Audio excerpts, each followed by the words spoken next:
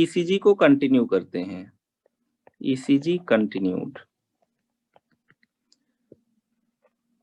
यहाँ पे अगर फिर से हम लोग एक नॉर्मल ईसीजी वेव बनाएं, पिछले टर्न पे हम लोगों ने डिस्कस भी किया था, नॉर्मल ईसीजी वेव है, तो यहाँ पे हम लोगों ने कहा था first of all there will be P wave, then QRS complex, then finally T wave, P QRS complex and then you have T wave। Simple है। तो यहाँ पे अब हमें ये भी तो देखना है कि P अपराइट है, P इज मोस्टली अपराइट, अगर हम लोग नॉर्मल की बात करें अपराइट है, T wave is again upright, है ना। लेकिन यहाँ पे जो QRS कॉम्प्लेक्स है ये एज अ होल रिप्रेजेंट करता है वेंट्रिकुलर डिपोलराइजेशन।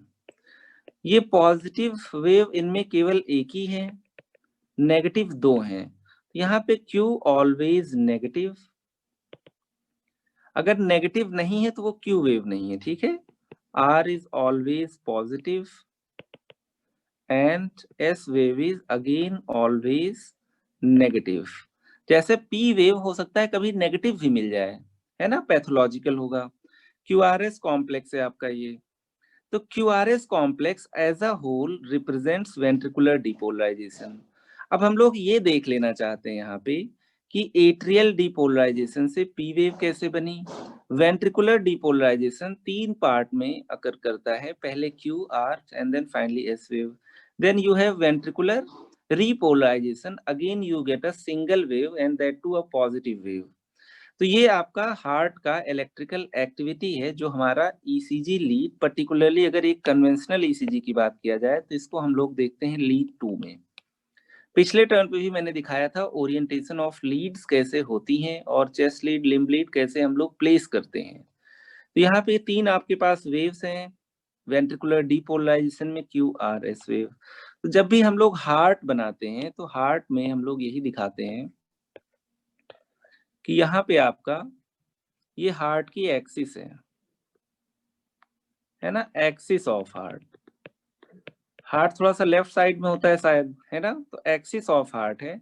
अगर हम लोग इसी के अलोंग एक लीड की बात करें और यहाँ पे पॉजिटिव उसका इलेक्ट्रोड रखें, यहाँ पे नेगेटिव रखें, तो ये बाईपोलर लीड हो गई। बाईपोलर लीड हो गई तो अगर इसको हम लोग स्टैंडर्ड लिम्ब लीड कह रहे हैं तो it is lead 2। Lead 2 is along axis of heart. तो अगर हम लोग देखें कोई भी पॉजिटिव चार्ज है वो पॉजिटिव इलेक्ट्रोड की तरफ फ्लो कर रहा है, ये आपका पॉजिटिव इलेक्ट्रोड है, तो जो ईसीजी में वेव आएगी that will B positive, positive wave, है ना। यही तो बताया था पिछले टर्न पे। अगर हमारे पास पॉजिटिव चार्ज का ही फ्लो हो रहा है लेकिन ये पॉजिटिव चार्ज आपका ऑपोजिट डायरेक्शन में जा रहा है, इलेक्ट्रोड यहाँ पे रखा हुआ है, तो हमारे पास जो ईसीजी वेव आएगी दैट विल बी नेगेटिव। इसी तरीके से ईसीजी में एक वेव की और जरूरत पड़ेगी अगर मैं कहूं कहीं पे नेगेटिव चार्ज है और वो नेगेटिव इलेक्ट्रोड की तरफ आ रहा है ना, नेगेटिव इलेक्ट्रोड, तो यहाँ पे हम लोग कहेंगे अगेन जो ईसीजी वेव होगी वो पॉजिटिव होगी। Positive towards positive and negative towards negative, अगर सिमिलर इलेक्ट्रोड की तरफ सिमिलर चार्ज जाए तो ईसीजी में पॉजिटिव डिफ्लेक्शन आता है, जो कि गैल्वानोमीटर में आता है एक्चुअली। ईसीजी स्ट्रिप पे वो रिकॉर्ड होता है एज अ पॉजिटिव डिफ्लेक्शन। तो यहाँ पे अगर हम लोग बात करते हैं ये एक्सिस ऑफ हार्ट है, ठीक है, तो ये इसके अलोंग हम लोग एक बाइपोलर लीड रखते हैं जिसको हम लोग कहते हैं लीड 2, और इस लीड 2 में हम लोग कहते हैं यहाँ पे नेगेटिव एंड है और यहाँ पे पॉजिटिव एंड है। तो नेगेटिव एंड जहाँ पे है ये हमारा रहता है राइट आर्म, है ना, और जो पॉजिटिव एंड है दिस इज लेफ्ट लेग या लेफ्ट फुट। तो ईसीजी लीड्स का ओरिएंटेशन मैं पहले ही बता चुका हूँ, एक बार अभी रिवाइज कर देंगे। तो जो ईसीजी वेव्स बनती हैं इसमें P is positive mostly, Q is negative, R is again positive, S is again negative, T is again positive. तो पहले तो ये देख लेते हैं ये ईसीजी लीड्स नेगेटिव पॉजिटिव बनी कैसे, ठीक है। फिर उसके बाद हम लोग देख लेंगे कि ये जो आपके वेव्स हैं या इंटरवल्स हैं ये कितने हद तक जाएं तो नॉर्मल है, और कैसे हम लोग इंटरप्रेट करेंगे या कैसे कैलकुलेट करेंगे कि कौन सी वेव कितने हाइट की या डेप्थ की हो या कितने विड्थ की हो तो नॉर्मल है ना। पहली बात हम लोग कहते हैं पी वेव अपराइट है लीड टू में तभी नॉर्मल है। आगे बात करेंगे कितना अपराइट है, मतलब उसकी हाइट कितनी है और उसका टाइम ड्यूरेशन कितना है, विड्थ कितना है, तब वो नॉर्मल हो, है ना। तो धीरे धीरे हम लोग ग्रेजुअली और डीपर एस्पेक्ट्स पे चलेंगे। तो ये आपका लीड टू है। अगर मैंने कहा है कि डीपोलराइजेशन वेक्टर आपका ऐसे नोड से स्टार्ट हुआ, तो यहाँ पहले पॉजिटिव हुआ, यहाँ हुआ, यहाँ हुआ, यहाँ हुआ, यहाँ हुआ, तो नॉर्मल हार्ट एक्सिस में पॉजिटिव चार्ज ऐसे नोड से एट्रिया से होते हुए वेंट्रिकल पहुंचेगा। तो जो डीपोलराइजेशन वेक्टर है वो अगर इस डायरेक्शन में मूव कर रहा होगा रिजल्टेंट, तो वो पॉजिटिव आएगा। ठीक है, तो जब लीड टू की बात करते हैं हम लोग, तो हम लोग यही कहते हैं bipolar limb lead, bipolar limb lead along axis of heart, axis of heart, और जिसका नेगेटिव इलेक्ट्रोड है राइट आर्म पे और पॉजिटिव इलेक्ट्रोड है आपका लेफ्ट लेग पे। ठीक है, ये सब चीज पढ़ा चुके हैं। जब यहाँ पे हम लोग बात करें शॉर्ट में, तो सबसे पहले बात करेंगे formation of P wave, formation of P wave. तो यहाँ पे हम लोग देख सकते हैं पी वेव का मतलब है, पहले भी देखा है, एट्रियल डीपोलराइजेशन। एट्रियल डीपोलराइजेशन का मतलब अब एट्रियल मसल आपकी कॉन्ट्रैक्ट करेगी, तो हम लोग कहेंगे simultaneously left and right ventricle atrium contract करके ब्लड कहाँ पे पुश कर देंगे, वेंट्रिकल में। एट्रियल कॉन्ट्रैक्शन, सिंपल है ये फॉर्मेशन ऑफ पी वेव। अब पी वेव आपका पॉजिटिव ही रहता है ना। आगे चल के इनके डायमेंशंस देखेंगे, कितनी हाइट है, कितना विड्थ है। पॉजिटिव है, पॉजिटिव क्यों रहता है, क्योंकि जो डीपोलराइजेशन है लीड टू में वो भी आपका डाउनवर्ड है। देख लेते हैं अगर यहाँ पे बनाया जाए इस तरीके से, तो अगर मैं कहूँ यहाँ पे ऐसे नोड है, ऐसे नोड ने राइट एट्रिया को भी डिपोलराइज किया और लेफ्ट एट्रिया को भी। ठीक है, तो ये आपका एट्रियल डिपोलराइजेशन है जिसकी वजह से पी वेव हमें मिलने वाली है। यहाँ पे अगर मैं इसके रिजल्टेंट वेक्टर की बात करूं, तो रिजल्टेंट वेक्टर इनका डिपोलराइजेशन का क्या है, डाउनवर्ड है ना, रिजल्टेंट वेक्टर। ठीक है, डाउनवर्ड। जब मैंने डीपोलराइजेशन की बात की थी, तो मैंने कहा था ऐसे नोड से स्टार्ट होगा, पहले ये पॉजिटिव, ये पॉजिटिव, ये पॉजिटिव, तो चार्जेस का फ्लो क्या हो रहा है, ग्रेजुअली डाउनवर्ड। और जो हमारे पास लीड टू है, लीड टू को हमने कैसे प्लेस कर रखा है, यहाँ पे पॉजिटिव है, यहाँ पे नेगेटिव है। तो लीड टू में हम लोग देख रहे हैं जो एट्रिया का मेन डीपोलराइजेशन वेक्टर है that is downward, and right and left atria both contract simultaneously और both depolarize contract simultaneously। तो जब हम लोग एट्रियल डिपोलराइजेशन की बात करते हैं, तो हम लोग यही कहते हैं positive charge moving towards positive electrode. तो हमारे पास जाहिर सी बात है एक आपकी अपराइट पी वेव आएगी।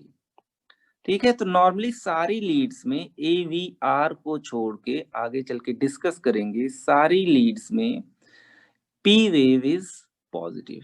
ठीक है, तो पी वेव पॉजिटिव क्यों आया है, क्योंकि जो पी वेव का डीपोलराइजेशन वेक्टर है that is towards the positive electrode of second limb lead, limb standard limb lead 2। अब जहां पे हम लोग देख रहे हैं कि ये पी वेव आपका रिप्रेजेंट कर रहा है एट्रियल डीपोलराइजेशन, इसी तरीके से हम लोग देख लेते हैं अब वेंट्रिकुलर डीपोलराइजेशन कैसे आपका प्रेजेंट कर रहा है या कैसे आपका फॉर्म हो रहा है। क्यूआरएस कॉम्प्लेक्स, सबको पता है फॉर्मेशन ऑफ क्यूआरएस कॉम्प्लेक्स, और क्यूआरएस कॉम्प्लेक्स की वजह से जो स्ट्रक्चर डीपोलराइज होगा दैट इज वेंट्रिकुलर डीपोलराइजेशन। जब भी कोई स्ट्रक्चर डीपोलराइज होगा मतलब उसके सेल के अंदर पॉजिटिव चार्ज फ्लो होगा, हम लोग कहेंगे flow of positive charge, it will lead to systole. Simple है ये, QRS complex, ventricular depolarisation, systole. अब यहाँ पे हम लोग देख रहे हैं एट्रियल डीपोलराइजेशन की वजह से केवल एक वेव मिलती थी दैट इज पी वेव, लेकिन वेंट्रिकुलर डीपोलराइजेशन से आप लोगों को तीन वेव मिल रही है ना, Q wave, R wave and S wave. Q का मतलब पहली वेव मिल रही है, इसका मतलब first part of ventricle to get depolarise, this is interventricular septum. और जो सेप्टम डिपोलराइज होता है ये डाउनवर्ड नहीं अपवर्ड डिपोलराइज होता है। फिर उसके बाद R is main ventricular mass, main ventricular mass, when ventricular mass depolarise होता है downward. Then again S wave due to base of ventricles ये भी डिपोलराइज होता है अपवर्ड। तो यहाँ पे जब हम लोग एक ईसीजी ड्रॉ करते हैं, एक हार्ट की का डायग्राम ड्रॉ करते हैं, तो अगर इस तरीके से देखा जाए तो ये आपकी वेंट्रिकल्स हो गई। वेंट्रिकल्स में मैं कहता हूं जो एपेक्स होता है that is most bulky part, something like this. यहाँ पे अगर एपेक्स आप देखेंगे तो ये आपका हो गया एपेक्स और ये हो गया बेस ऑफ वेंट्रिकल्स। अब यहाँ पे एक इंपॉर्टेंट स्ट्रक्चर है जिसकी पिछले टर्म पे भी बात की गई थी, this is interventricular septum. This is interventricular septum and this is first part of ventricles to get depolarized. First part of ventricles to get या to depolarize। इसका मतलब सबसे पहले जब हम लोग ईसीजी देखते हैं तो वहां पे क्या आता है, क्यू वेव आता है। इसका मतलब जो सबसे पहले डिपोलराइज हुआ होगा वही क्यू वेव फॉर्म किया होगा।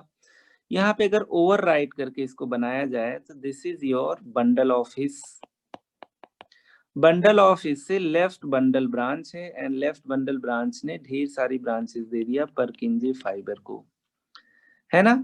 यहीं से आपकी एक अलग ब्रांच ओरिजिनेट होती है जो किसको प्रोवाइड करेगी इम्पल्स, जो प्रोवाइड करेगी आपके इंटरवेंट्रिकुलर सेप्टम को। तो जो सेप्टम डिपोलराइज हो रहा है ये आपका कैसे डिपोलराइज हो रहा है, अपवर्ड, और जो पॉजिटिव इलेक्ट्रोड लीड 2 का रखा हुआ है वो डाउनवर्ड है। इसका मतलब positive charges are going away from positive electrode, है ना। तो जो सेप्टम है ये पहला पार्ट है जो डिपोलराइज होता है, लेकिन ये टुवर्ड्स पॉजिटिव इलेक्ट्रोड डिपोलराइज हो ही नहीं रहा है। तो हम लोग कहते हैं ये डिपोलराइजेशन जो है टुवर्ड्स नेगेटिव इलेक्ट्रोड। अगर कोई पॉजिटिव चार्ज नेगेटिव इलेक्ट्रोड की तरफ जाएगा तो इसका मतलब जो ईसीजी में वेव बनेगी that will be negative wave. तो हम लोगों ने कह दिया था Q wave, always negative due to depolarisation of interventricular septum. किस डायरेक्शन में, अपवर्ड्स, है ना, अपवर्ड्स।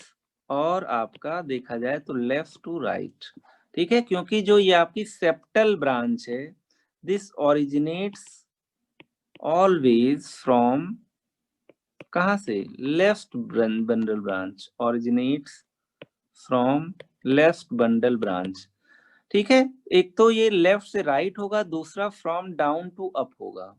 जो पॉजिटिव चार्जेस होंगे वो पॉजिटिव इलेक्ट्रोड से दूर जा रहे हैं। तो जब सेप्टम डिपोलराइज होगा तो एक नेगेटिव क्यू वेव आएगी और ये क्यू वेव हम लोग स्मॉल लेटर से रिप्रेजेंट करते हैं। जब स्मॉल लेटर से रिप्रेजेंट करते हैं तो इसका मतलब ये वेव नॉर्मली बहुत छोटी होती है, ठीक है, एक स्मॉल ब्लॉक से ज्यादा नहीं होती है। या अगर आर वेव से कंपेयर करें तो आर वेव का 1/4 हाइट से ज्यादा होना नहीं चाहिए। अगर यही क्यू वेव आपकी बड़ी है तो ये आपका क्यू वेव मायोकार्डियल इंफार्क्शन है, ठीक है। क्यूआरएस कॉम्प्लेक्स देख लिया हम लोगों ने।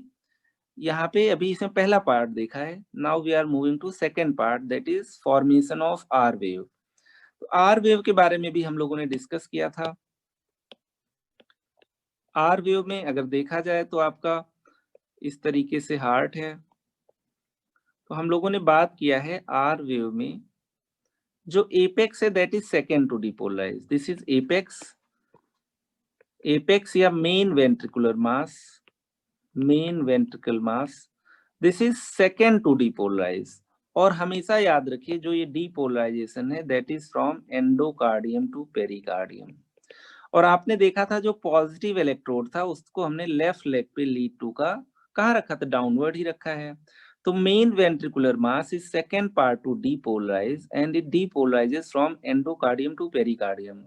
तो अगर यहाँ पे पॉजिटिव इलेक्ट्रोड की तरफ पॉजिटिव चार्ज आ रहे होंगे तो एक बहुत बड़ा सा क्यू वेव के बाद आर वेव मिलेगा आपको, आर वेव, ठीक है। तो R wave is second, represents second part depolarization of ventricles and it is due to depolarization of mean ventricular mass. यहाँ से depolarization वेक्टर आगे मूव करते हुए चला जाता है टुवर्ड्स बेस ऑफ वेंट्रिकल। ये आपका वेंट्रिकल का बेस है, बेस ऑफ वेंट्रिकल। और आप अगेन देख रहे हो पॉजिटिव चार्जेस पॉजिटिव इलेक्ट्रोड से दूर जा रहे हैं, है ना, दे आर गोइंग अपवर्ड्स। तो यहाँ पे हम लोग देखते हैं एक तीसरी वेव हमें मिल जाती है, क्यू आर तो मिल चुका था, एक तीसरी वेव हमें मिल जाती है एस वेव। अब हम लोगों ने कंप्लीट देख लिया है Q R S complex. S wave is negative because these charges are moving towards negative electrode और positive charges are moving away from positive electrode, है ना। तो यहाँ पे अगर R wave की बात किया जाए तो this is due to depolarization of main ventricular mass towards the positive electrode।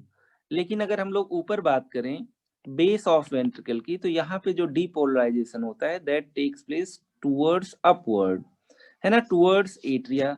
यहाँ तो नेगेटिव इलेक्ट्रोड हम लोगों ने रख रखा है, तो पॉजिटिव चार्ज पॉजिटिव से अवे जाए या टुवर्ड्स नेगेटिव इलेक्ट्रोड जाए तो हम लोग कह देते हैं this will lead to again negative waves. यहाँ पे अगर हम लोग बात करें केवल क्यूआरएस कॉम्प्लेक्स ड्रॉ करके, Q is usually very small wave और कभी कभी तो एब्सेंट भी होती है। क्यू वेव हमने कहा पहला पार्ट है जो डीपोलराइज होगा due to depolarisation of interventricular septum. R wave is second part of ventricle due to second part of ventricular depolarisation, और ये आपका क्या रिप्रेजेंट कर रहा है, ड्यू टू एपेक्स डीपोलराइजेशन या main ventricular mass depolarisation. Third wave हमारे पास है S wave, it is due to depolarisation of base of ventricles. अभी तक हम लोगों ने जितना देखा है हम लोगों ने केवल इतनी बात करी है। पहले हमें पी वेव मिला, then we got QRS complex, then finally हम लोग अभी पढ़ेंगे टी वेव। ठीक है, यहाँ पे अगर हम लोग देख पा रहे हैं तो एट्रिया को हमने डिपोलराइज किया और हमने पूरे वेंट्रिकल को डिपोलराइज किया, वेंट्रिकुलर डिपोलराइजेशन।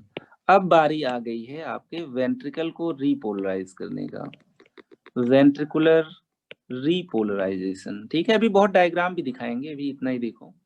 तो यहाँ पे अब हम लोग आइसोइलेक्ट्रिक सेगमेंट की भी थोड़ी सी बात कर लेते हैं। ये आपका एवी नोडल डिले है, एवी नोडल डिले, और इस सेगमेंट को आप लोग कहते हो पी आर सेगमेंट। फिर से याद दिला देते हैं, ये आपका आइसोइलेक्ट्रिक लाइन 2 है, this is due to plateau phase, और इसको हम लोग कहते हैं एस टी सेगमेंट। ठीक है, इतना हम लोगों ने पढ़ लिया है। अब हम लोग मूव करते हैं फॉर्मेशन ऑफ टी वेव की तरफ। Third, formation of T wave.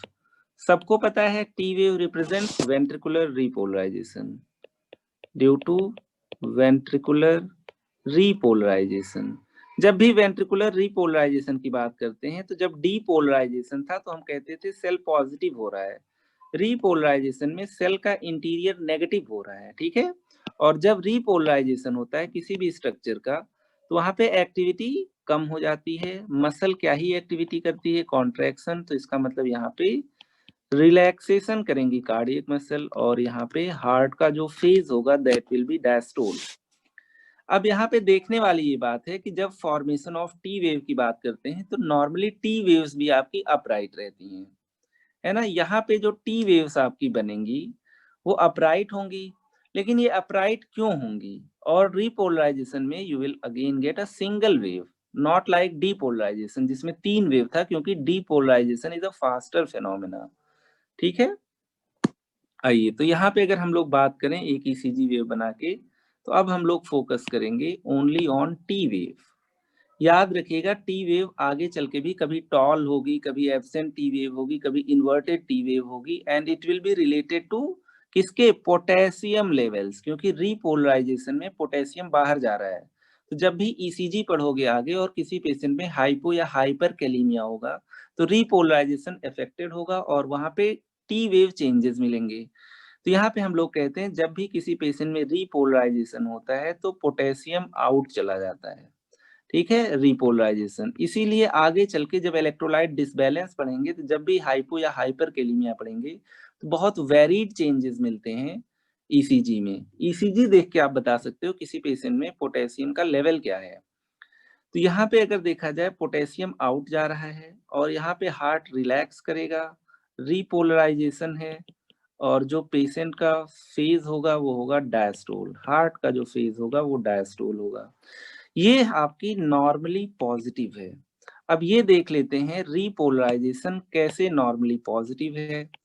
ये आपका हार्ट है, यहाँ पे मैंने कह दिया ये आपकी वेंट्रिकल की मसल है, ठीक है, एपेक्स थोड़ा ज्यादा बल्कि होता है। जब मैंने डीपोलराइजेशन कहा था तो डीपोलराइजेशन आपका एंडोकार्डियम की तरफ से जाके किधर हो रहा था, इपिकार्डियम या पेरिकार्डियम की तरफ। पॉजिटिव वेक्टर हमारा यहाँ है, तो मेन वेंट्रिकुलर मास जब डीपोलराइज हुआ था तो हमें क्या मिली थी, आर वेव। लेकिन अब यहाँ पे उल्टा है, जो रीपोलराइजेशन होगा वो होगा आपका डाउन टू अप। रीपोलराइजेशन में मैंने अभी बताया आपको सेल अंदर से नेगेटिव हो जाती है, ठीक है। लेकिन यहाँ पे आप देख रहे हो पॉजिटिव इलेक्ट्रोड से नेगेटिव इलेक्ट्रोड दूर जा रहे हैं, लेकिन नेगेटिव इलेक्ट्रोड की तरफ आ रहे हैं। तो negative charges flowing towards negative electrode will again make a positive deflection. यहाँ पे हम लोगों ने यही बात की थी इस लेक्चर को स्टार्ट करने के जस्ट बाद, कि अगर नेगेटिव चार्ज भी नेगेटिव इलेक्ट्रोड की तरफ जाएगा तो you will get again a positive charge. यहाँ पे दो चीज याद करवाया था मुझे, अगर याद हो सही से पिछले टर्न पे। एक तो जो रीपोलराइजेशन है, repolarisation occurs from pericardium to endocardium. Depolarisation का लगभग उल्टा है ना। रीपोलराइजेशन जो आपका होगा ये आउट टू इन होगा, है ना। तो इसका मतलब ये अपवर्ड होगा। अपवर्ड्स में हम लोग कहेंगे negative charge flow, negative electrode की तरफ आपका नेगेटिव चार्ज आ रहा है। इसका मतलब again you will get a positive wave and this positive wave will be T wave, ठीक है। स्लो फेनोमेना है, पूरी वेंट्रिकल की मसल एक साथ धीरे धीरे रिपोलराइज होंगी and it will lead to formation of single wave, है ना। तो हम लोगों ने नॉर्मली कैसे सारी वेव्स बनती हैं ये सब हम लोगों ने देख लिया है, ठीक है। पी अपराइट क्यों होती है ये भी देख लिया है, upright. Then again you have QRS complex, यहाँ पे टू नेगेटिव वेव्स हैं और सिंगल आपकी पॉजिटिव वेव है, वन पॉजिटिव वेव। फिर उसके बाद हम लोग कहते हैं टी वेव भी आपकी सिंगल है एंड दिस इज पॉजिटिव। क्यों आती है, कैसे आती है, ये सब हम लोग देख चुके हैं, 2 बार रिवाइज कर लिया है।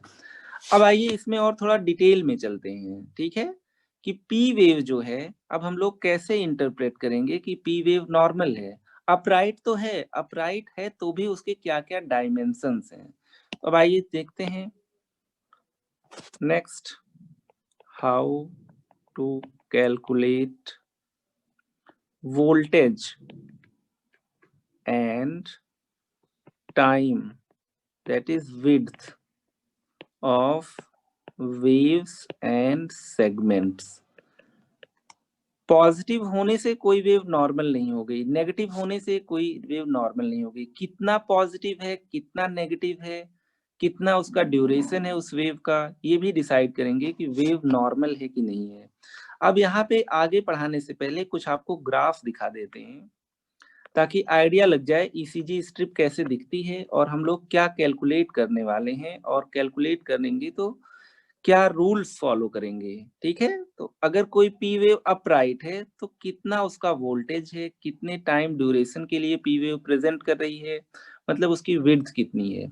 आइए पहले एक जनरल आउटलाइन के लिए एक यहाँ पे इंसर्ट कर देते हैं नॉर्मल ईसीजी, क्योंकि बहुत टाइम हो गया होगा तुम लोगों को ईसीजी वेव देखे हुए।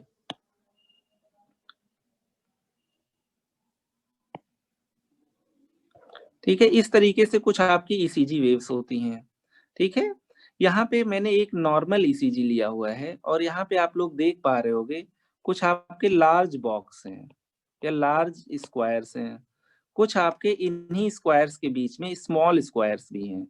ये देखो आपके स्मॉल स्क्वायर्स हैं, ज्यादा जूम हो गया ये आपके स्मॉल स्क्वायर्स हैं, है ना, छोटे छोटे, और ये आपका लार्ज स्क्वायर है। तो हमें इनके डायमेंशंस पता होने चाहिए, और इसी वजह से इसी की हेल्प लेते हुए हम लोग बताएंगे किसी का क्यूआरएस कॉम्प्लेक्स नॉर्मल ड्यूरेशन का है कि नहीं, टी वेव नॉर्मल है, उसकी हाइट नॉर्मल है कि नहीं, आर वेव की हाइट नॉर्मल है या किसी वेंट्रिकल की हाइपरट्रॉफी डिनोट कर रहा है, टी वेव की हाइट नॉर्मल है कि नहीं है, पी वेव इनकी नॉर्मल है कि नहीं है। ठीक है, तो इस तरीके से हम लोग ढेर सारे इंटरप्रिटेशंस करेंगे। अगर हम लोग समझेंगे कि यहाँ पे जो आपके बॉक्सेस हैं या स्क्वायर्स हैं उनका क्या डायमेंशन है और क्या रिप्रेजेंट करते हैं। तो नॉर्मल ईसीजी में हम लोगों ने देखा था कि 12 लीड्स होती हैं, और यहाँ पे 12 लीड्स आप अप्रिसिएट कर पा रहे होगे। Lead 1 2 3 AVR AVL aVF V1 V2 V3 V4 V5 V6। ठीक है, बहुत ही सिंपल है। अब यहाँ पे अगर देखा जाए एक और डायग्राम इंसर्ट किया जाए तो ज्यादा सही है। यहाँ पे किस तरीके से बॉक्सेस होते हैं और वो क्या रिप्रेजेंट करते हैं, चलिए यहाँ पे और एक देख लेते हैं। ये भी आपका देखा जाए तो एक नॉर्मल वेव है। यहाँ पे आप देख पा रहे होगे ये बॉक्सेस हैं, ये बिग बॉक्सेस हैं, इसी के बीच बीच में छोटे छोटे भी हैं। ये आपका लार्ज स्क्वायर है। लार्ज स्क्वायर के अंदर आपके 25 स्मॉल स्क्वायर्स भी होंगे। ठीक है, कैसे उनका ओरिएंटेशन होगा आइए देखते हैं। एक डायग्राम और ले लेते हैं।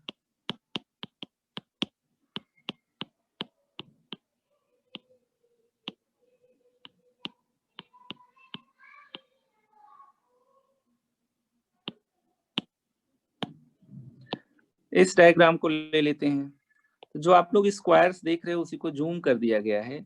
ये आपका लार्ज स्क्वायर हो गया, है ना, लार्ज स्क्वायर। यहाँ पे हम लोग कहते हैं लार्ज स्क्वायर के अंदर अगर इसको जूम किया जाए थोड़ा सा, और 1 2 3 4 5 हॉरिजॉन्टली भी आपके 5 स्मॉल स्क्वायर्स हैं, मतलब 5 millimetre. 1 small square is equal to 1 millimetre. ठीक है, अभी देखेंगे। और अगर लॉन्गिट्यूडनली भी देखा जाए यहाँ पे 1 2 3 4 5, ठीक है, तो इधर भी हमारा 5 मिलीमीटर है, या 5 स्मॉल स्क्वायर्स हैं, और 5 स्मॉल स्क्वायर मिला के अगर हम लोग देखा जाए तो 1 हाइट ऑफ 1 लार्ज स्क्वायर। ठीक है, तो इस तरीके से आप लोग ईसीजी में देखते होंगे कि छोटे छोटे स्क्वायर्स होते हैं, स्मॉल एंड लार्ज स्क्वायर्स, है ना। तो यहाँ पे अगर कोई पॉजिटिव वेव है तो हम लोग इसी चीज को हाइट कह देते हैं, नेगेटिव वेव है तो हम लोग इसी को कह देते हैं डेप्थ, और इस चीज को हम लोग कह देते हैं ये आपका टाइम है या विड्थ है ना। तो अगर यहाँ पे मैं एक ईसीजी वेव बनाऊं तो मान लीजिए मैंने यहाँ पे ड्रॉ किया है P wave, suppose this is,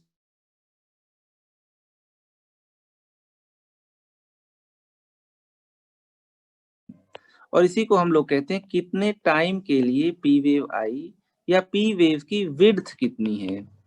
अगर हम लोग यहाँ पे बात करते हैं तो पी वेव पॉजिटिव वेव है और इसकी हाइट की बात करेंगे। क्यू वेव होता तो हम लोग नेगेटिव बोलते। हाइट है, हाइट को हम लोग कहते हैं कितने मिली वोल्ट है। इसका मतलब Y axis represents voltage, X axis represents time या विड्थ। तो अगर यहाँ पे हम लोग बात करें एक्स और वाई एक्सिस की, तो ईसीजी में हम लोग कह देते हैं एक्स एक्सिस टाइम है इन सेकेंड्स, वाई एक्सिस आपका क्या है, मिली वोल्ट। ठीक है, अगर मान लीजिए मैं कह रहा हूं ये पी वेव है तो मुझे पता होना चाहिए कि पी वेव का वोल्टेज कितना है ना, पी वेव कितने मिली वोल्ट का है और पी वेव कितने सेकेंड्स के लिए आती है ना। तो इसका मतलब हाइट और विड्थ मुझे पता होना चाहिए पी वेव का। अपराइट तो है, अपराइट होने से वो फुली नॉर्मल नहीं हो गई, इन्वर्टेड होती तो अब नॉर्मल तो थी ही। अभी इन्वर्टेड और उसके उस पे नहीं जा रहे हैं, नॉर्मल पी वेव अगर अपराइट भी है तो भी उसके कुछ पर्टिकुलर डायमेंशंस होते हैं, हाइट और विड्थ। ठीक है, ये हम लोगों ने देख लिया है। कोई भी वेव अपराइट होगी तो क्यों अपराइट होगी, क्योंकि अगर उसका चार्ज फ्लो का वेक्टर टुवर्ड्स पॉजिटिव इलेक्ट्रोड होगा तो आपका अपराइट मिलेगा। तो यहाँ पे अगर हम लोगों ने देखा है, ये जो आपका बॉक्स है, तो एक लार्ज स्क्वायर की अगर हम लोग बात करें, एक large square,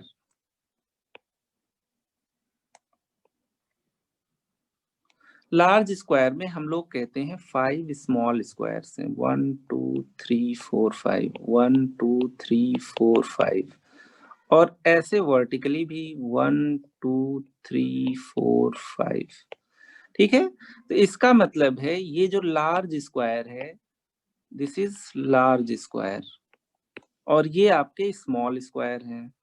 small square is equal to 1 millimetre. तो ईसीजी स्ट्रिप के भी कुछ डायमेंशंस होते हैं, तो जो स्ट्रिप का 1 मिलीमीटर होता है दैट इज इक्विवेलेंट टू कितना, 1 स्मॉल स्क्वायर।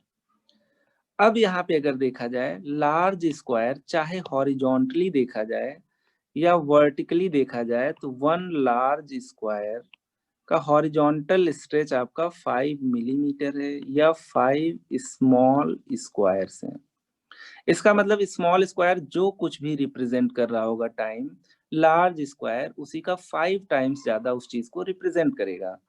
ये भी आपका स्मॉल स्क्वायर है, और ये आपका 1 लार्ज स्क्वायर का वर्टिकल स्ट्रेच है, is equal to 5 small square is equal to 5 millimetre. अब हम लोगों को यही केवल जानना है कि एक लार्ज स्क्वायर या एक स्मॉल स्क्वायर अगर हॉरिजॉन्टली एक्स एक्सिस पे देखा जाए तो क्या रिप्रेजेंट करता है, और वाई एक्सिस पे देखा जाए तो क्या रिप्रेजेंट करता है। ठीक है, चलिए तो यहाँ पे अगर बात किया जाए, 1 small square is equal to, अगर हॉरिजॉन्टल एक्स एक्सिस की बात किया जाए, एक्स एक्सिस, तो ये रिप्रेजेंट कर रहा है टाइम, और कितना टाइम रिप्रेजेंट कर रहा है, 0.04 सेकेंड्स। ठीक है, और अगर वाई एक्सिस की बात किया जाए तो एक स्मॉल स्क्वायर मतलब 1 millimetre is equal to 0.1 milli volt. तो वाई एक्सिस पे एक स्मॉल स्क्वायर या 1 millimetre is equal to 0.1 milli volt, और अगर एक्स एक्सिस पे देखें तो टाइम रिप्रेजेंट कर रहा है ये 1 स्मॉल स्क्वायर 0.4 सेकेंड्स, 0.04 सेकेंड्स। तो अभी हम लोग देखेंगे ये 0.04 सेकेंड आया कहाँ से। ठीक है, तो यहाँ पे अगर हम लोग बात करें, इसको समराइज करने की कोशिश करें, 1 small square is equal to 1 millimetre, तो ये आपका एक्स एक्सिस पे क्या रिप्रेजेंट करेगा, जहां पे विड्थ है एक्स एक्सिस पे, एक्स एक्सिस पे रिप्रेजेंट कर रहा है टाइम, और ये टाइम होगा 0.04 सेकेंड्स। और अगर वाई एक्सिस की बात करें तो वाई एक्सिस पे मिली वोल्ट रिप्रेजेंट कर रहा होगा, and this is equivalent to 0.1 milli volt, है ना।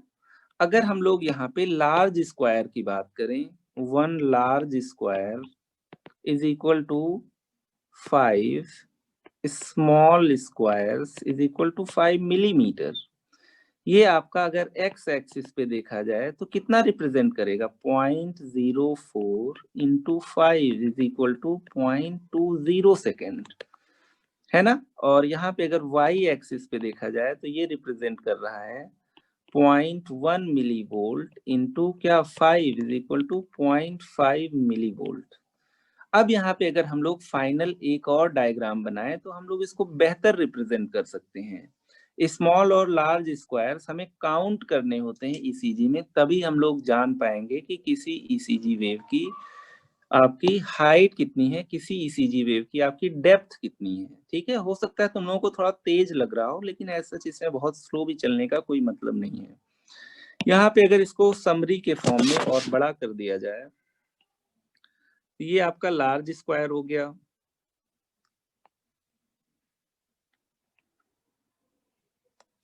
लार्ज स्क्वायर है, और इसी में मैं एक रफ बना दे रहा हूं, एग्जैक्टली हो सकता है स्मॉल स्क्वायर ना हो।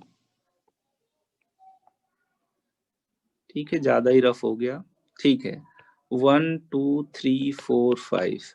तो यहाँ पे अगर मैं इतनी हाइट की बात करूं, ये इतनी हाइट, तो ये रिप्रेजेंट करेगा केवल 0.5 मिली वोल्ट को, मतलब is equal to 1 large square. Is equal to 5 millimetre, है ना, is equal to 5 small squares. और अगर मैं यहाँ पे केवल 1 की बात करूं, केवल 1 की, तो केवल 1 जो रिप्रेजेंट कर रहा है दैट इज 0.1 मिलीवोल्ट, मतलब is equal to 1 millimetre, is equal to कितना, 1 स्मॉल स्क्वायर। सिंपल है। अगर अब यहाँ पे हम लोग हॉरिजॉन्टल चलते हैं, तो हॉरिजॉन्टल में भी इस तरीके से ड्रॉ किया जा सकता है, 1 2 3 4 5। तो अगर मैं बात करूं इस पूरे स्ट्रेच की, इतना, ये एक लार्ज स्क्वायर का स्ट्रेच है, is equal to 5 millimetre, is equal to 5 small squares, is equal to कितना हो जाएगा, 0.04 into 5 is equal to 0.20 second. बहुत इंपॉर्टेंट है। अगर लेकिन हम लोग केवल बात करें इतने की, है ना, केवल इसकी बात करें तो ये एक स्मॉल स्क्वायर है, और इसकी बात करें तो ये आपका हो गया 0.04 second, is equal to 1 millimetre, is equal to 1 small square. कितना सिंपल है। अब ईसीजी जब भी देखते हैं तो हम लोग यही आपके स्मॉल और लार्ज स्क्वायर्स काउंट करते हैं, तभी बता पाएंगे कि कोई पर्टिकुलर वेव का की हाइट क्या है और उसकी विड्थ क्या है। तो यहाँ पे आप लोग देख पा रहे होंगे कि इस तरीके से हम लोगों ने चीजों को डिकोड किया है कि कितना मिलीवोल्ट होगा और कितना यहाँ पे आपका विड्थ होगा या कितना यहाँ पे टाइम होगा। तो यहाँ से हम लोग देख पा रहे हैं कि अब हम लोग कैलकुलेट कर लेंगे।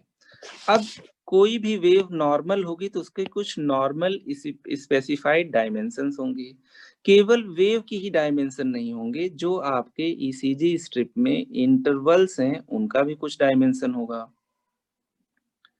जैसे मान लीजिए मैंने आप लोगों से कहा था ये आपका पी आर सेगमेंट है, पी आर सेगमेंट है। फिर उसके बाद मैंने आपसे कहा कि ये आपका पी वेव को अगर इंक्लूड कर लीजिए तो ये आपका पी आर इंटरवल है। यहाँ पे आपका ऐसे नोड है, इम्पल्स इस डायरेक्शन में गया।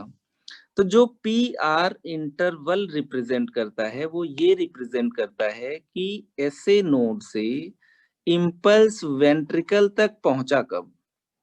क्यू वेव है यहाँ पे, और यहाँ पे मैंने कह दिया स्टार्टिंग ऑफ पी वेव है, या ऐसे नोड से पी वेव अभी शुरू हो रही है। तो ऐसे नोड से इम्पल्स पहुंचने में क्यू वेव क्या है, वेंट्रिकल का फर्स्ट पार्ट है। पी वेव से या ऐसे नोड से कितनी देर में कहां पे इम्पल्स पहुंचा, वेंट्रिकल में, इसी को हम लोग कहते हैं क्या, पी आर इंटरवल, है ना। तो यहाँ पे हम लोगों ने कहा time taken for impulse to reach ventricle from SA node, P R interval is equal to time taken by impulse to reach ventricles, मतलब क्यू वेव आ गया तो इसका मतलब क्या है, सेप्टम का फर्स्ट पार्ट डिपोलराइज हो गया। Time taken by impulse to reach ventricles from SA node. अब देखो यहाँ पे हम लोगों ने कहा है जो पी आर सेगमेंट है ये आपका रिप्रेजेंट करता है नॉर्मल एवी नोडल डिले। अगर ये डिले और ज्यादा हो जाए तो इसका मतलब है यहाँ पे कुछ कंडक्शन ब्लॉक है ना। तो यहाँ पे अगर हम लोग कहें P R interval is equal to P wave plus P R segment, ये तो पहले भी पढ़ चुके हैं। तो पी वेव तो ज्यादातर कांस्टेंट रहती है, अगर किसी कंडीशन में पी आर सेगमेंट बड़ा हो जाएगा तो पी आर इंटरवल भी ज्यादा हो जाएगा। P R segment represents AV nodal delay, और अगर ये डिले इंक्रीज हो जाए तो इसका मतलब there is some conduction block, और इसी ब्लॉक को हम लोग कहते हैं हार्ट ब्लॉक।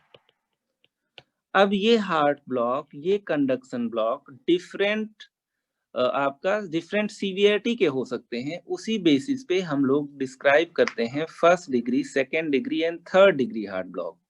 ठीक है।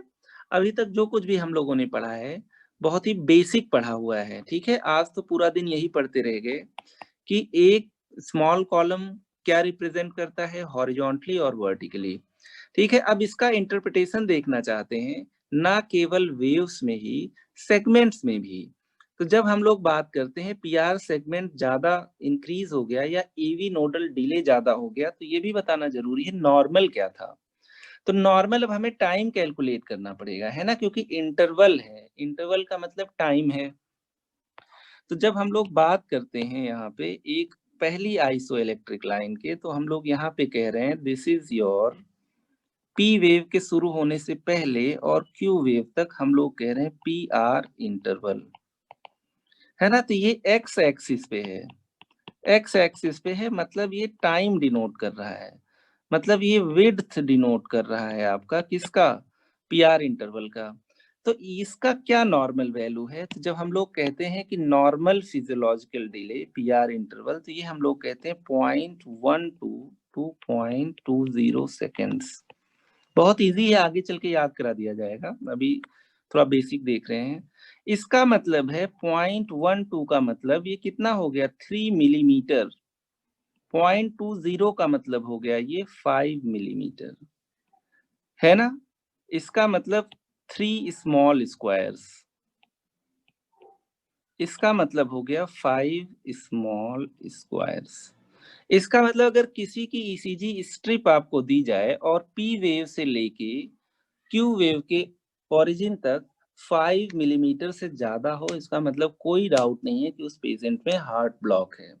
3 मिलीमीटर से कम है तो डिफरेंट सिनेरियो या कंडीशंस में Q P R interval short भी हो सकता है, ठीक है। तो ज्यादातर अगर देखा जाए तो जो एबनॉर्मेलिटी होती है उसमें पी आर इंटरवल ज्यादा हो जाता है, तो ये पी आर इंटरवल नॉर्मल है। तो normal P R interval is equal to 0.12 to 0.20 seconds is equal to 3 millimetre to 5 millimetre, है ना। अगर यही पी आर इंटरवल आपका इंक्रीज कर जाए, मैं यहाँ पे बात कर रहा हूँ कि पी आर इंटरवल आपका क्या हो गया, इंक्रीज कर गया greater than 0.20 seconds, that is greater than 5 millimetre.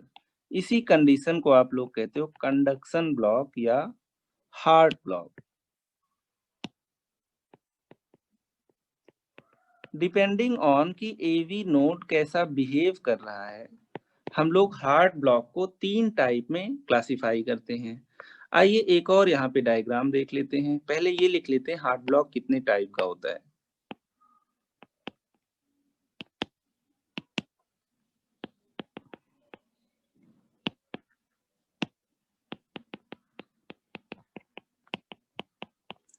Heart block अगर देखा जाए तो यहाँ पे हमने कह दिया फर्स्ट डिग्री हार्ट ब्लॉक, फिर उसके बाद हम लोग कह दे रहे हैं सेकेंड डिग्री हार्ट ब्लॉक, फिर हम लोग देखेंगे कि जिसमें कंप्लीट हार्ट ब्लॉक होगा उसको हम लोग कहते हैं थर्ड डिग्री।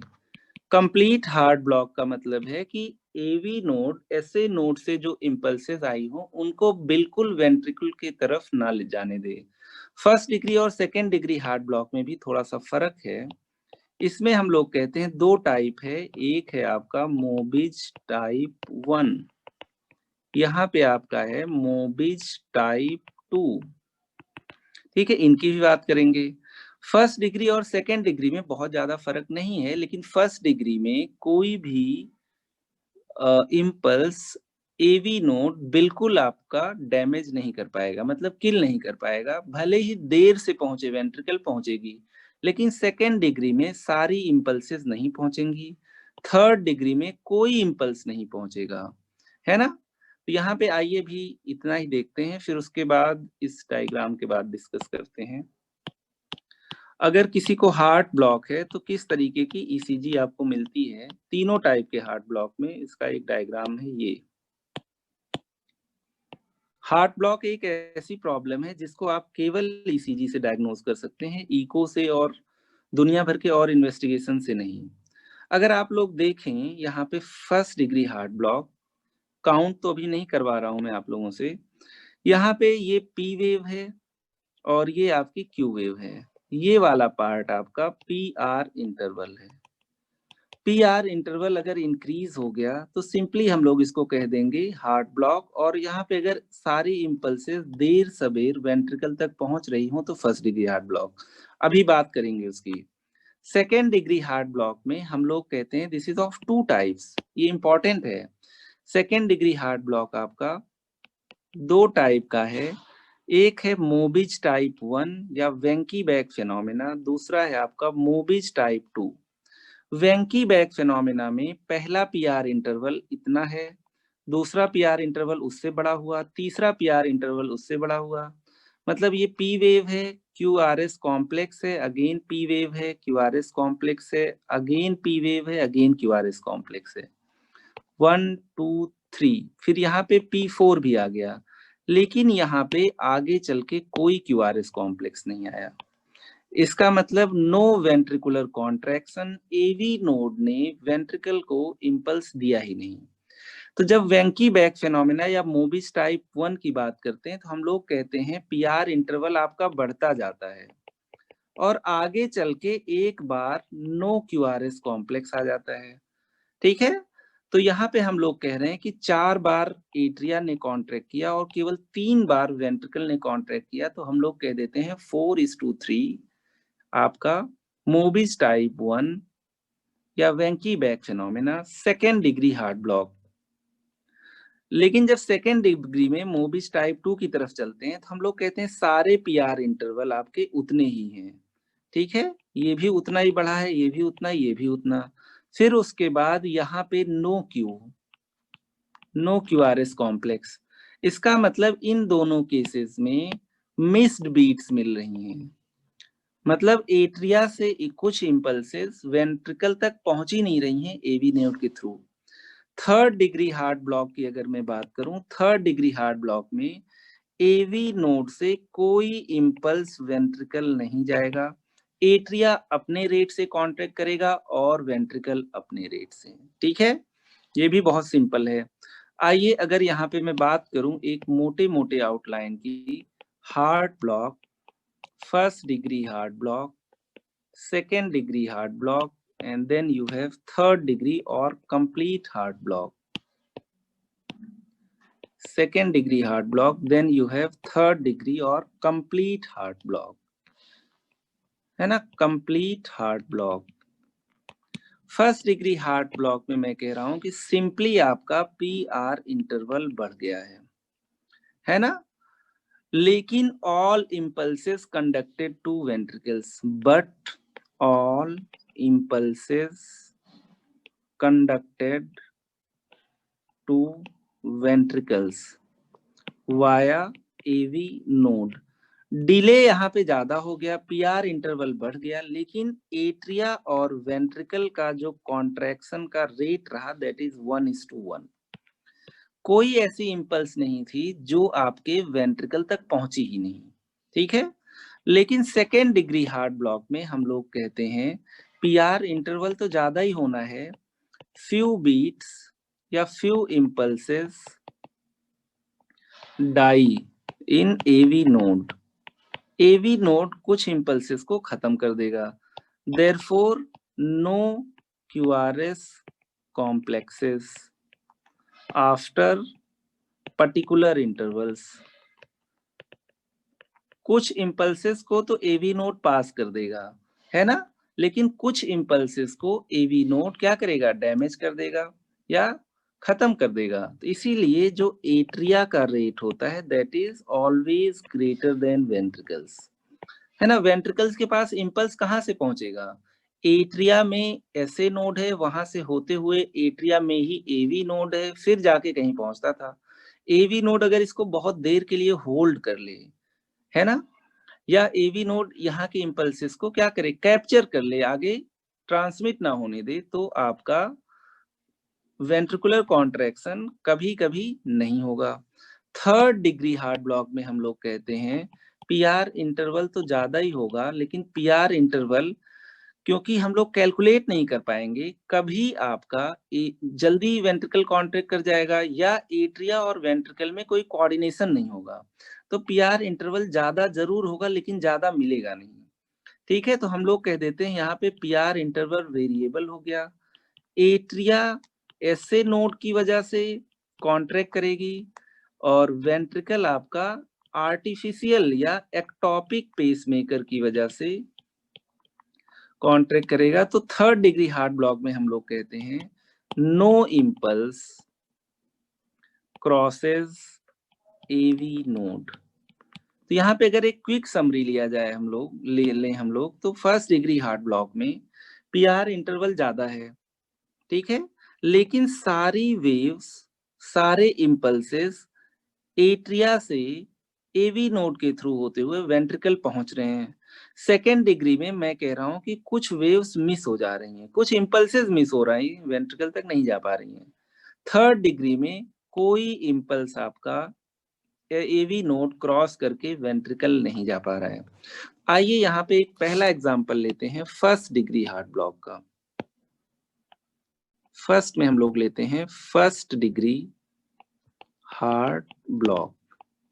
यहाँ पे हम लोग कहेंगे simply P R interval prolonged constantly, ऐसा नहीं कि एक बार कम होगा एक बार ज्यादा होगा। यहाँ पे एक एग्जाम्पल ले लेते हैं हम लोग। Example P R interval is greater than 0.20 second, मतलब greater than 5 millimetre. 5 small squares या 1 लार्ज स्क्वायर, इसको भी लिख लीजिए, ग्रेटर देन 5 स्मॉल स्क्वायर्स या ग्रेटर देन 1 लार्ज स्क्वायर, है ना, डिफरेंट इंटरप्रिटेशंस हैं। यहाँ पे all P R intervals are prolong but constant. Are all P R intervals prolonged equally, ठीक है, and all impulses passed to ventricles after a definite delay, after a definite delay। ठीक है, जैसे मान लीजिए मैंने यहाँ पे एक ईसीजी लीड बनाई, अभी ऊपर आपको दिखाया भी था। कन्वेंशन इजी रहे इसलिए मैं टी वेव नहीं बना रहा हूँ। P wave QRS complex, again P wave, again QRS complex, again P wave, again QRS complex. T wave नहीं बनाया है मैंने जानबूझ के, ठीक है। अगर मैं बात करूं, ये आपका पी आर इंटरवल है और मैंने कह दिया ये 0.3 सेकेंड का है। ये अगेन एक पी आर इंटरवल है, मैंने कह दिया ये अगेन 0.3 सेकेंड का है। ये भी आपका पी आर इंटरवल है, मैंने कह दिया 0.3 सेकेंड का है। तो पी आर इंटरवल्स आपके कांस्टेंट हैं। पी आर इंटरवल्स कांस्टेंट हैं, मतलब सारे पी आर इंटरवल उतने ही बड़े हैं, बट ऑल आर प्रोलॉन्ग्ड, तभी तो हार्ट ब्लॉक होगा। तो फर्स्ट डिग्री हार्ट ब्लॉक में जब जब पी वेव आएगा तब तक आपका क्यूआरएस कॉम्प्लेक्स आएगा, P2 QRS2 P3 QRS3। बस प्रॉब्लम यहाँ पे क्या है कि जो पी आर इंटरवल 0.20 सेकेंड से कम होना चाहिए वो आपका 0.20 से ज्यादा है, लेकिन वेरिएबल नहीं है। सारे पी आर इंटरवल यहाँ पे अगर 0.3 लिया है तो 0.3 है, 0.5 लिया है तो 0.5 है, इजी है। इसलिए हम लोग कह रहे हैं each P is followed by QRS complex, each P is followed by QRS complex. P क्या रिप्रेजेंट करता है? एट्रियल कॉन्ट्रैक्शन, इसीलिए हम लोग कहते हैं atrial rate is equal to ventricular rate. यहाँ पे हम लोग कह सकते हैं नो मिस्ड बीट, जो बीट आती है, जो पल्स आती है, तो वेंट्रिकल के रेट से आती है ना। तो अगर यहाँ पे एट्रिया वाला इम्पल्स आगे नहीं जाता तो कोई ना कोई बीट मिस हो जाती, लेकिन जितना एट्रिया यहाँ कॉन्ट्रैक्ट करेगा उतना ही वेंट्रिकल कॉन्ट्रैक्ट करेगा, बस वेंट्रिकल में इम्पल्स पहुंचने में देरी हो गई। जो गैप होना चाहिए था एट्रिया और वेंट्रिकल के बीच में वो बढ़ गया है, लेकिन कभी ना कभी वो वेंट्रिकल भी कॉन्ट्रैक्ट करेगी। तो टाइप 1 हार्ट ब्लॉक में या फर्स्ट डिग्री हार्ट ब्लॉक में हम लोग यही कहते हैं there is simply prolongation of PR intervals and all PR intervals though prolonged are equal। है ना, कांस्टेंट पीआर इंटरवल्स। और जितनी बार एट्रिया कॉन्ट्रैक्ट करेगी ऐसे नोड से, उतनी बार वेंट्रिकल भी कॉन्ट्रैक्ट करेगा। बस यही है कि ये थोड़ा सा डिलेड होगा, क्योंकि बीच में एवी नोड ने कुछ कर दिया है गड़बड़। आइए सेकेंड डिग्री हार्ट ब्लॉक पे चलते हैं। सेकेंड डिग्री हार्ट ब्लॉक आपका दो टाइप का होता है। सेकेंड डिग्री हार्ट ब्लॉक, जैसा कि हम लोगों ने देखा था, यहाँ पे हम लोगों ने कहा था मोबिज टाइप 1, यहाँ पे मैं कह दे रहा हूं मोबिज टाइप 2। यहाँ पे मोबिज टाइप 1 में हम लोग कहते हैं there is Wenckebach phenomena. Wenckebach phenomena. तो सेकेंड डिग्री हार्ट ब्लॉक में अगर हम लोग कहें तो some impulses are blocked by AV node, few SA node impulses are blocked by AV node। ये इसका थीम है। ऊपर ब्लॉक नहीं हुआ है, ऊपर केवल डिले हुआ था फर्स्ट डिग्री में। तो जब यहाँ पे ए हम लोग ले लेते हैं वेंकी बैक या मोबिज टाइप 1 में, वेंकी बैक या मोबिज टाइप 1 में ये आपका लाइक कैसा है, first degree heart block with with missed beats। First degree heart block with missed beats। कोई भी बीट आपकी फर्स्ट डिग्री में मिस नहीं हो रही थी। तो यहाँ पे अगर हम लोग कहें इसको easily, all P R intervals prolonged but equal until one beat is missed। Simple है। अगर यहाँ पे एक डायग्राम बनाया जाए तो मुझे लगता है इससे इजी कोई डायग्राम नहीं होगा। मैं केवल पी और क्यूआरएस कॉम्प्लेक्स बना रहा हूं इस तरीके से।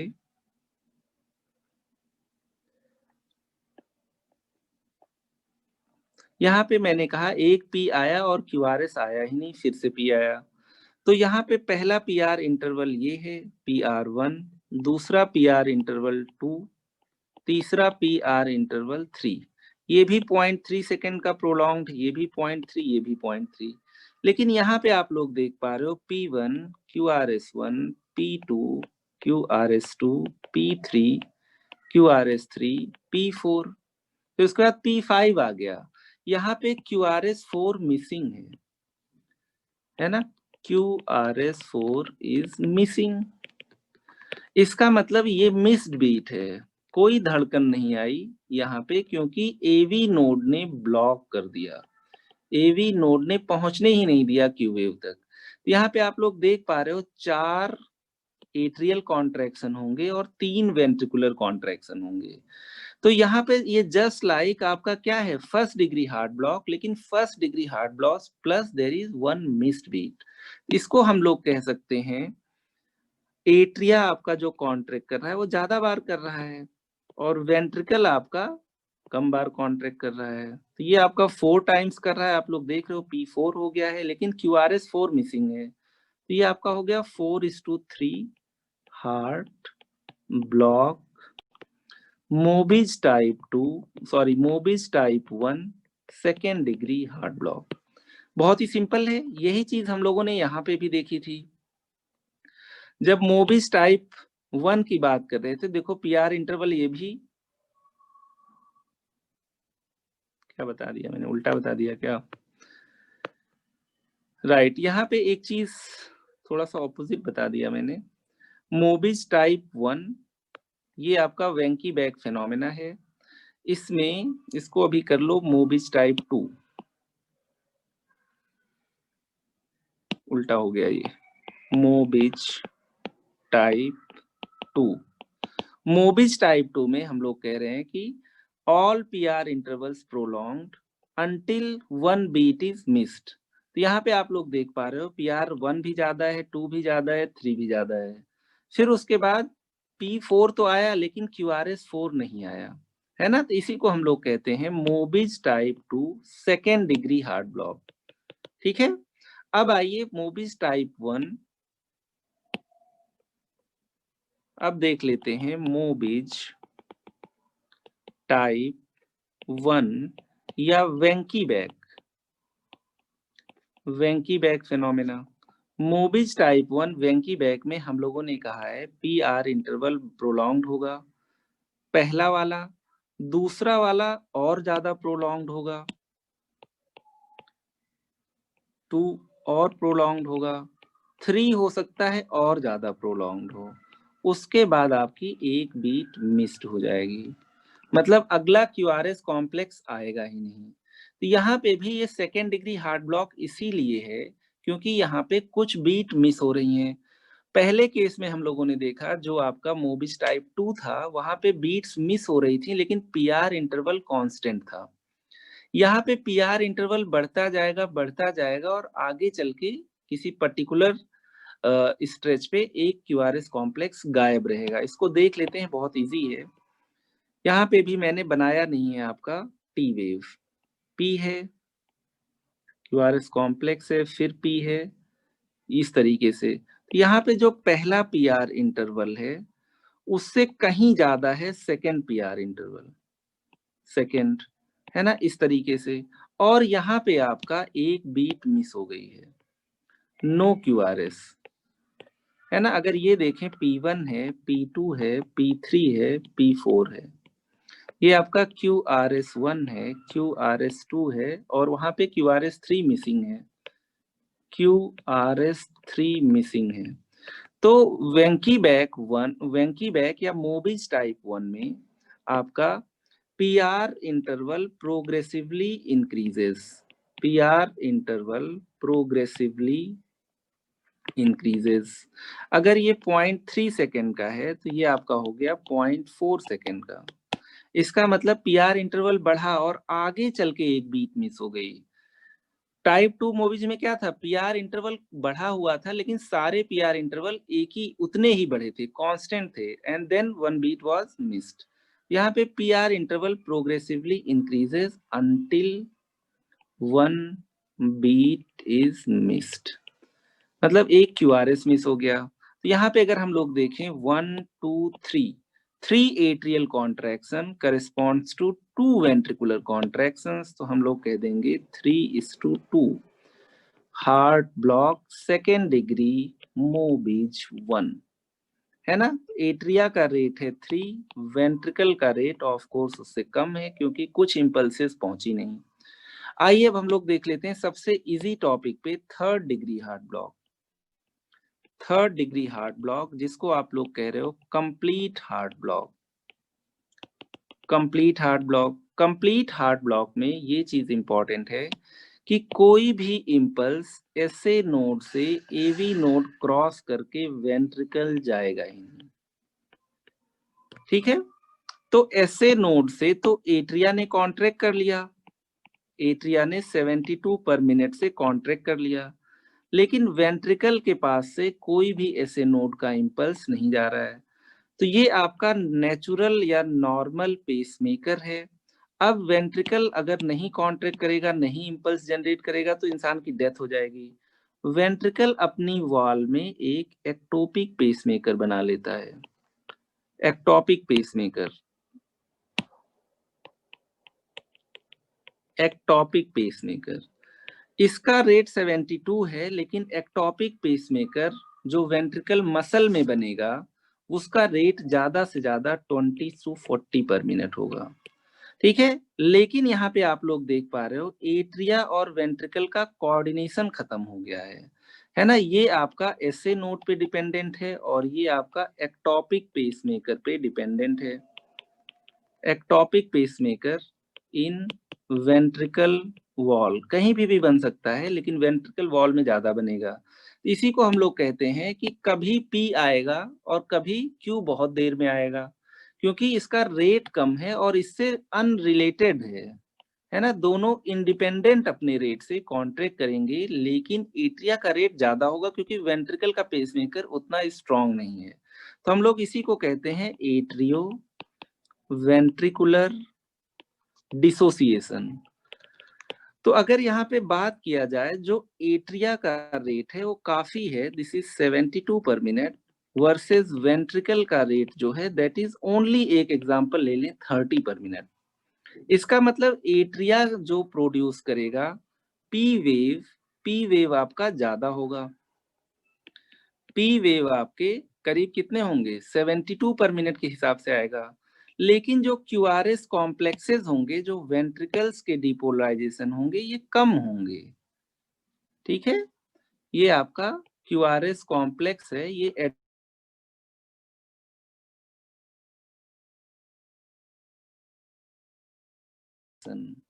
मतलब ऐसा नहीं है कि पी वेव आएगा तो उसके बाद क्यूआरएस कॉम्प्लेक्स आएगा।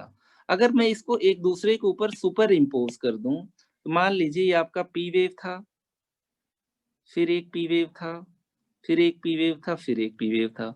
उसी के ऊपर क्यूआरएस कॉम्प्लेक्स को मैं क्या कर दे रहा हूँ, सुपर इम्पोज कर दे रहा हूँ, क्योंकि क्यूआरएस भी भाई कभी ना कभी आएगा। This is QRS complex, this is again QRS complex. यहाँ पे पी आर इंटरवल कितना है, हो सकता है आपने कह दिया 0.2 सेकेंड है, ठीक है, और यहाँ पे पी आर इंटरवल कितना है, पी आर इंटरवल मान लीजिए आपने कह दिया 0.6 सेकेंड, है ना। तो यहाँ पे पी आर इंटरवल वेरिएबल है ना, क्योंकि आपस में कोई रिलेशन नहीं है, वेरिएबल पी आर इंटरवल। क्यों? क्योंकि आपका डिसोसिएशन हो रखा है, एट्रियो वेंट्रिकुलर डिसोसिएशन। तो केवल पीआर इंटरवल नहीं, यहाँ पे हार्ट रेट भी इरेगुलर होगा और पीआर इंटरवल भी आपका वेरिएबल होगा।